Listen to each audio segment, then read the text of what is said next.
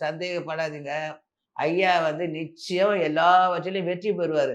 அப்புறம் மாரி இந்த தமிழ்நாட்டுல, இந்த இந்தியாவுல ஒரு தலைவர சொல்லுங்க சார். யார சொன்னீங்க? அவரால சின்னையாவ சின்ன சொன்னீங்களா? மருத்துவர அன்புமணி சொல்றேன். ம்.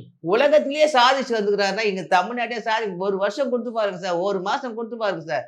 அது உள்ளது புடிக்காதவங்க தான் இவ்ளோ மீடியாவுக்கும் பண்றாங்கன்னா, இது எனக்கே தெரியுது. எனக்கு இந்த வயசுல எவ்வளோ பேர பார்த்துட்டு வந்திருப்பேன். சொல்லுங்க.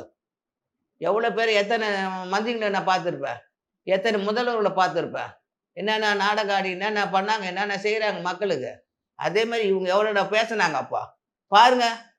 இந்த மீடியாக்காரலாம் இப்போ வந்து ஐயா, ஐயா, ஐயான்றாங்களே, ஐயா அப்படி போராட்டம் பண்ணாரு. அது ஒரு ஒரு வரி வராது.